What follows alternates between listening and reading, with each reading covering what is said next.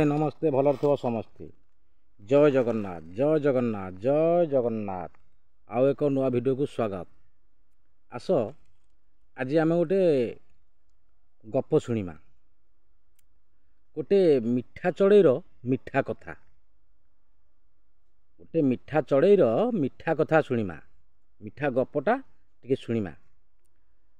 गोटे विराट बड़ जंगल थिला विराट बड़ जंगल से जंगल भितर बहुत गोटे झरणा थाई से झरणा पाखरे चारि पाख बारे से झरणा चारि पाखे बड़ बड़ बहुत बड़ बड़ गछ थाए।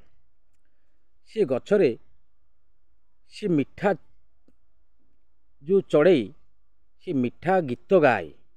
से रास्तार बहुत लोक जीवा आसिया करती से रास्तार गला बेले सी एते सुंदर गीत गाइब जे से लोक मन पाद उठई दवा पाद पछु रही पुणी कारण एते स्वर एते सुंदर भाव से गीत गाय बहुत मिठा गीत बहुत सुंदर गीत गाए। लोक कानाती शुणती संसार जा पूरा एरिया जाक चहल पड़ा अरे सी कि माने चढ़ई केते सुंदर गीत गाउची एते सुंदर गीत गाउची जे आम पाद उठिथवा पाद सेठी धप किनी रही आमे से गीत शुणिबा पई पुणी छिड़ा हो एमिति हला एमिति गीत गाई किंतु बहुत सुंदर गीत गाई।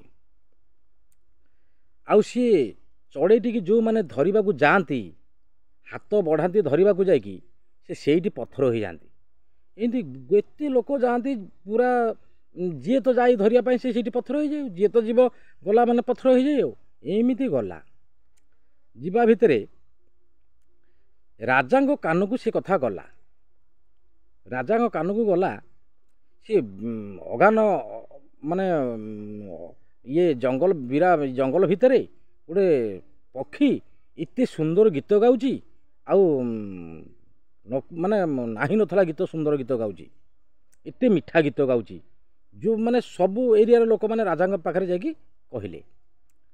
राजा कौन कले राजा पाखरे जो कथा हंती राजा झील शुणी से राजा को कहले बापा तमे गोटे काम कर ना कौन ना तुम से चढ़ई टी धरिकी आण मो पाहू। राजा कहला झो तोर तो विवाह बयस है आउ तू से चढ़ई ते कौन मिल तो विवाह बयस ते विवाह मु करी से चढ़ई ते कौन मिल ना नाय बापा तुम जदि सी चढ़ई की न आम मु बाहा केभे बाहा हेबेनी आत्महत्या करदेवी। राजा कहला रे कि असंभव कथा तू झील कहूचु हौ तू जदि कहूचु ठीक अच्छे। सेठू राजा कौन कले तांकर जेते पाट पाइटियाला सबू थिले तांको सबू डकेले डेंगुरा बाड़े समस्त डकेले कहले तुम जी से पक्षी की धरिकी आनिकी मो पाखे पहुँचेदेव मु ताको लक्षे भरण सुना देवी सुवर्ण देवी ये भलिया राजा कहले। बहुत लोक गले जाकि जी गला हाथ बढ़ेला से पक्षी की धरिया से सेठी पत्थर होला जी तो गला पत्थर होला एमती जेते लोक गले सबू पत्थर हो गले। सेठू राजा कहला अरे भल कथा सी पक्षी तो जी गला धरिया से तो पत्थर होला एणे तो झील कही जदि न आनिम मु बाहा हेबिनी आत्महत्या करी। राजा कौन कहले मनरे चिंता कले कहले किंतु कौन करी झील तो कथा एमती झील कथा तो मानिया पड़ो। सेठू राज्य रे सबू जेते लोक तांकर आउरी थिले समस्त डकेले डकेला परे कहले घोषणा करदेले राजा सेठू कहले जी से पक्षी की धरिकी आनिम से मो झील को बाहा हब आ मु गला मो अंते से मो देश रे राजा हब से मो झील को बाहा कि मोर राज गादी रे बसिब। तीन जन युवक जाइथिले तीन जन युवक सेठी शुणिले शुणिला पोरे ये तीन जन युवक कौन कले ना किछि बाट आइले बसी कथा हेले कहला अरे सी जी तो गले से पक्षी की धरिया हाथ बढ़ेला मैंने पत्थर हो जाती कौन करवा एमती कथा कि गोटे आउ प्रथम जनक कौन कला सी टिके कौन कथा है घोड़ा धरिकी माइला डिया आसिकी जिते से पक्षी की पुणी हाथ बढ़े से पत्थर हो जाए। द्वितीय व्यक्ति जनक सेमती से पुणी कथा है कि सी घोड़ा धरिकी गला सी गला हाथ बढ़ेला सी से पत्थर हो जाए। एमती हवा भितर तृतीय व्यक्ति जनक कहला ये बोधे गले से सब पत्थर हो गले कहले हौ ठीक अच्छे सेठू तृतीय व्यक्ति जनक गला किछि हाथ बढ़िया बढ़ी किछि गलानी सी पक्षी जो टाइप गीत बोलूला जाइकी तो सेठी पहुँचला से झरणा पाखे पहुँचिकी से गछ मूले बसिला बसिकी सी पक्षी जिमिति मिठा स्वर रे जिमिति गीत गाउथला सेमिति से गीतटी गाइला गाइला परे पक्षी गला रे शला मो भलिया कि एते सुंदर गीत गाउची मु तो कहा गीत शुणिनी मो गीत लोक मैंने शुणती कि एमती एते सुंदर गीत गाउची सेठू धीरे धीरे से गछ उपरू धीरे धीरे धीरे धीरे सी जो सीठी बई थला तारी मुंड सीधा आसिकी से डुहाई रे शुणिला पक्षी शुणिकी जिते गीत सरीगला ये तृतीय युवकर सेठू पक्षी कला ए युवक तू एते सुंदर गीत कोठू पाइलु कोठू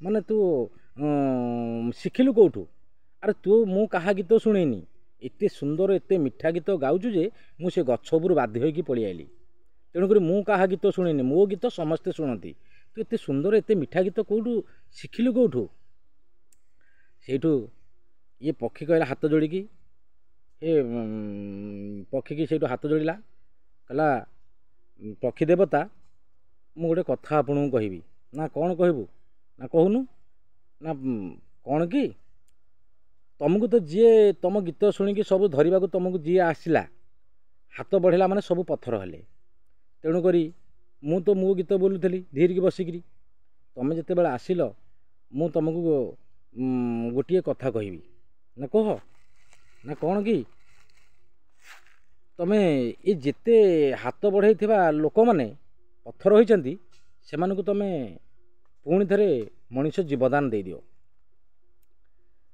पक्षी कहला हौ तो गीतरे मुझे संतुष्ट जे मु तो कथार ही राजी हेबी तू जहाँ कहबू मु तोरी कथार ही जीवी सेठू ये पक्षी धीरे ओह्लैकी तलू आइला जिते लोक मैंने सब पत्थर पलटि जाते समस्त चारिपट आग तीन घेरा एमती बुलिला तीन घेरा एमती बुलिला बुली सारा पर जाजा से जो मनीष सी होगले जाजा बाटर जी घर को गले ये जो दिज ये तृतीय व्यक्ति जो दिज सांग प्रथम आ द्वितीय जनक ये सेठू मनीष होगी छिड़ा पर पक्षी कहला तृतीय व्यक्ति की तो कथार तो मुझे बहुत खुशी तोर आत्मा निर्मल तो कथा निर्मल तो गीत शुणिकी मुझे एते खुशी तू जो बर मागुचु मागे ये तृतीय व्यक्ति कहला ए पक्षी देवता मु तुमको किछि मागुनी तुमको गोटे जिनिस मागुची कौन ना तमें टिके राज्य दरबार को जीवा पड़ो ना रे मुझे जीवी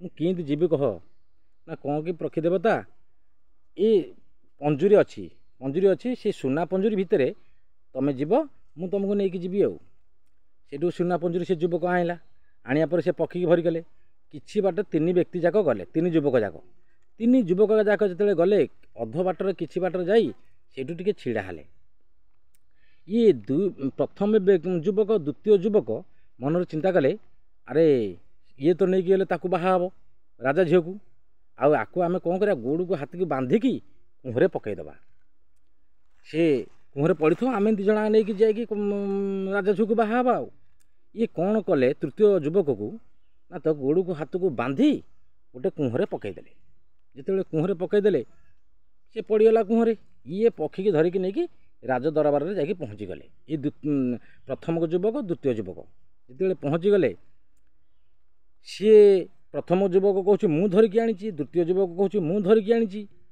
हाँ पुणी आहरी गोटे कौन ना जिते बड़े पक्षी तृतीय युवक को कही ए युवक मो बाम गोड़े गोटे मुदीटी अच्छी से मुदीटा तू आंगुठी लगे थबू ये से मुदी जोटा आणिकी ये तृतीय युवक जनक लगे कुहरे तो पड़ी तांको भितर से राज दरबार चलती गली को राजा सब बसिकी देखुं जिते ये जो कुहरे पड़ा तृतीय युवक जनक तार टे चेता फेरिकी बसी पड़ा बेलू ता पाखरे गोटे विराट राक्षस छिड़ा ये देखी देखी कौन माने थरिला भୟରେ ये कहला तमें किए युवक कहूँ तमें किए ना मु राक्षस युवक कहला मु कौन जानी तू राक्षस ना हाँ मुझे राक्षस आ तुम आंगुठी पिंधा मुदीटा जदि कौटी घसी जाए मुझे राक्षस होगी छिड़ा है क्या माने मु कहा माने ये करवा कहला ତମେ ରାକ୍ଷସକୁ ପଚାରିଲା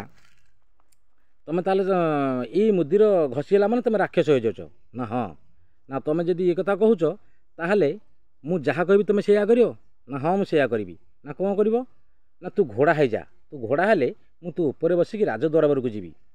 ସେ ସେଇଠୁ ଘୋଡ଼ା ହେଇଗଲା। ଘୋଡ଼ା ହେଇଗଲା ପରେ ତା ଉପରେ ବସି ଚାଲିଲା ରାଜ ଦରବାରକୁ। ରାଜ ଦରବାରରେ ଯାଇକି ପହଞ୍ଚିଲା।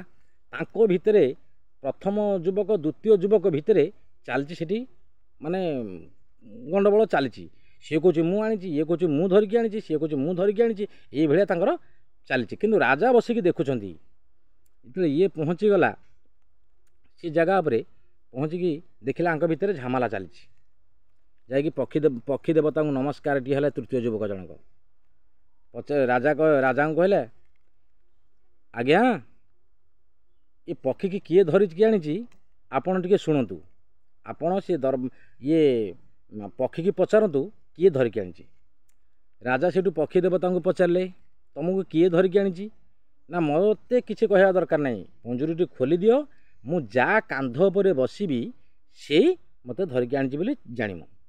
ରାଜା ସେଇଠୁ ସେ ପଞ୍ଜୁରୀର ଦ୍ୱାର ଖୋଲିଦେଲେ। ଖୋଲିଦେଲା ଭିତରେ ଇଏ ପକ୍ଷୀ କ'ଣ କଲା ଫୁର୍କି ଯାଇକି ତୃତୀୟ ଯୁବକ କାନ୍ଧରେ ବସିଗଲା। ଯେତେବେଳେ ବସିଗଲା ସମସ୍ତେ ଜାଣିଲେ ଯେ ତୃତୀୟ ଯୁବକ ଧରିକି ଆଣିଛି। ସେ ପକ୍ଷୀ କ'ଣ କଲା କିଛି ଉପରକୁ ଯାଇକି କହିଲା ଏ ଯୁବକ ତୋର ଏତେ ସୁନ୍ଦର କଥା, ଏତେ ତୋ ହୃଦୟ ଏତେ ନିର୍ମଳ, ତୋର ଏତେ ମିଠା କଥାରେ ଶୁଣିକି ମୁଁ ବହୁତ ଖୁସି। ତୁ ରାଜା ଝିଅକୁ ବାହା ହେଇ ଖୁସିରେ ରାଜଭୋଗ କରେ, ଏ ଦେଶର ରାଜା ହେଇକି ଦେଶ ରାଜ୍ୟର ପାଳନ କରେ। ସେଇଠୁ ରାଜା କ'ଣ କଲେ କହିଲେ ଏଇ ତୃତୀୟ ଯୁବକ ତ ଧରିକି ଆଣିଛି। ସେଇଠୁ ତୃତୀୟ ଯୁବକ କହିଲେ ଏ ଯୁବକ ତୁ ମୋ ଝିଅକୁ ଆଜିଠୁ ବାହା ହେବୁ, ତୁ ମୋର ଆଜିଠୁ ଜ୍ୱାଇଁ ହେବୁ, ଆଉ ତୁ ଏ ଦେଶର ରାଜା, ମୋ ରାଜଗାଦିରେ ତୁ ହିଁ ବସିକି ରାଜା ହେବୁ, ଆଉ ଏ ଦେଶର ଯେତେ ରାଜ ପାଳନ କରିବୁ, ତୁ ରାଜ୍ୟ ପାଳନ କରିବୁ। ରାଜା ସେଇଠୁ ତାଙ୍କ ଝିଅକୁ ନେଇକି ଏ ତୃତୀୟ ଯୁବକଙ୍କ ସହିତ ବାହା ଦେଲେ। ବାହା ଦେଲା ପରେ ଇଏ ପ୍ରଥମ ଯୁବକ ଦ୍ୱିତୀୟ ଯୁବକ କେଉଁ ପଟେ ଆସିଲା ଆଉ ବାଟ ପାଇଲେନି। କୁଆଡ଼େ ଆଇଲେ ଇଏ ଆଉ ତାଙ୍କ ଦେଖା ଦର୍ଶନ ମିଳିଲାନି। ଏଠୁ ରାଜା ତାଙ୍କ ଝିଅ ସହିତ ଏ ତୃତୀୟ ଯୁବକ ସହିତ ବାହାର କଲେ। ସେଇଠୁ ଏ ତୃତୀୟ ଯୁବକ ସେଇଠୁ ରାଜାଙ୍କ ଝିଅକୁ ବାହା ହେଇକି ସେ ଦେଶରେ ରାଜା ହେଇକି ରହିଲେ, ଆଉ ରାଜ୍ୟ ପାଳିଲେ। ଯଦି ସତ କଥା କହୁଥିବ, ମିଠ କଥା କହୁଥିବ, କେଉଁଠି ହାରିବନି, କେଉଁଠି ହାରିବନି। ଭଗବାନ ଅଛନ୍ତି। ଧର୍ମରେ ଯଦି ଆମେ ଯାଉଥିବା, ମିଠା କଥା ଲୋକଙ୍କୁ କହୁଥିବା, ମିଠା ବଚନ କହୁଥିବା, ହସିକି ପଦେ କହୁଥିବା, ସମସ୍ତେ ହିଁ ତମର ହେବେ। ଆଉ ଯଦି ଅଧର୍ମରେ ଯାଉଥିବା, ଅଧର୍ମ କଥା କହୁଥିବା, କେହି ଶୁଣିବନି। ସେ ମିଠା ଚଢ଼େଇର ମିଠା କଥା ଶୁଣିକି ସମସ୍ତେ ପଥର ହେଉଥିଲେ। ରାଜା ପୁଅ ଇଏ ଯୁବକ ତୃତୀୟ ଯୁବକ କାହିଁ ପଥର ହେଲାନି? ସିଏ ନା ତାକୁ ହାତ ବଢ଼େଇଲା ନା କ'ଣ କଲା? ସେ ଏତେ ସୁନ୍ଦର ଗୀତ ଗାଏ, ତା ଆପେ ତା ପାଖକୁ ପହଞ୍ଚିଗଲା ଆସିକି ସେ ପକ୍ଷୀ ହେଉଛି ଦେବପକ୍ଷୀ। ତାକୁ ଆଶୀର୍ବାଦ କଲେ ସେ ତୃତୀୟ ଯୁବକୁ, ସେଇ ପକ୍ଷୀ ଆଶୀର୍ବାଦ କଲେ। କିନ୍ତୁ ସତ କଥା କହିବାରୁ, ମିଠା ତାର ମାନେ ମିଠା କଥା କହିବାରୁ, ହୃଦୟ ନିର୍ମଳ ଥିବାରୁ ତାକୁ ଭଗବାନ ସାହା ହେଲେ। ରାଜା ଝିଅକୁ ବାହା ହେଲା, ରାଜ୍ୟ ପାଳନ କଲା।